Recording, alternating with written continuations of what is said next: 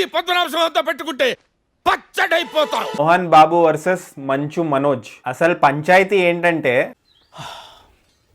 ఏం జరిగింది, ఏం జరుగుతోంది, ఏం జరగబోతోంది? మంచు ఫ్యామిలీలో ఆస్తి గురించి ఫైట్ నడుస్తుంది భయ్య. కానీ మీరేంటో మీ విధానాలు ఏంటో ఇప్పటికి నాకు అర్థం అవరో బాబు.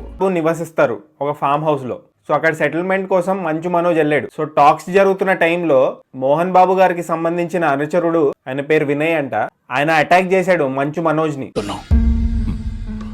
నా మీద చాలా కోపం దాచుకున్నావు నీ గుండెల్లో. మాకు 100కి డైల్ చేశారు, కాల్ చేశారు అని.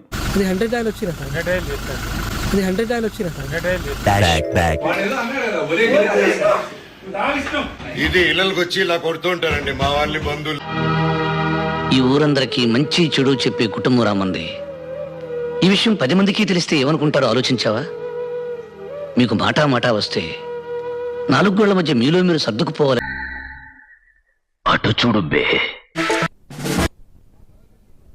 రైట్, బ్రేకింగ్ న్యూస్ చూస్తున్నాం. ఇక నటుడు మోహన్ బాబు కుటుంబంలో పరస్పర ఫిర్యాదులైతే వస్తున్నాయి. తన తండ్రి తనను కొట్టారని మనోజ్ తనపై దాడి చేశారంటూ కూడా మోహన్ బాబు ఫిర్యాదు చేశారు. మీ నాన్న మొండోడు బండోడు అనుకున్నాను గానీ కన్న కొడుకుని బయటికి గంటేస్తే కసాయవాడు అనుకోలేదయ్యా. మా నాన్న ఇలా ఎందుకు బిహేవ్ చేస్తాడో ఏంటో నాకు ఇప్పటికీ అర్థం కావట్లేదు. నేను ఆస్తి కోసమో డబ్బు కోసమో ఈ పోరాటం చేయట్లేదు. వార్త అందింది, నేను అర్థం చేసుకోగలను. ఎందుకంటే ఇది పోరాటం కూడా కాదు, ఇది ఆత్మగౌరవానికి సంబంధించింది, నా భార్య పిల్లల సేఫ్టీకి సంబంధించింది. ఇది నాతో ఒక మగాడిగా నాతో డైరెక్ట్గా వచ్చి నాతో ఏం చేసినా పర్వాలేదు.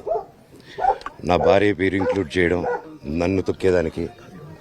ఆయన కిడ్నీలు పాడైపోయి అరగంటకోసారి బాత్రూమ్కి వెళ్లాల్సి వస్తుంది. ఆ కోపమంతా నా మీద చూపిస్తున్నాడు.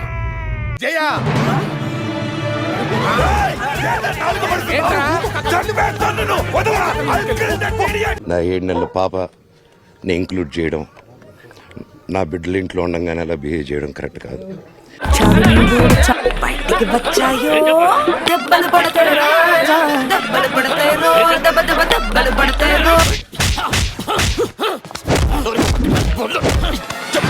నువ్వు మనిషివా పశువా? అలా కొడతావంటే చచ్చిపోతే ఎవరు రెస్పాన్సిబిలిటీ?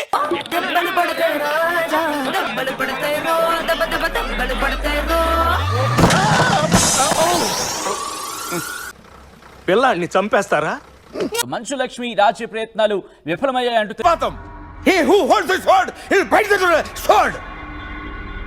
తెలుస్తోంది. తన వల్ల కాదంటూ హైదరాబాద్ విడిచి వెళ్లిపోయారు, ముంబై వెళ్లిపోయారు మంచు లక్ష్మి అంటూ అక్కడ చర్చ జోరందుకుంటోంది. ఇప్పుడు నాకు అర్థమైంది. నేను ప్రేక్షకుణ్ణి, మీలో మీరు కొట్టుకుని చావండి, నన్ను ఎంటర్టైన్ చేయండి.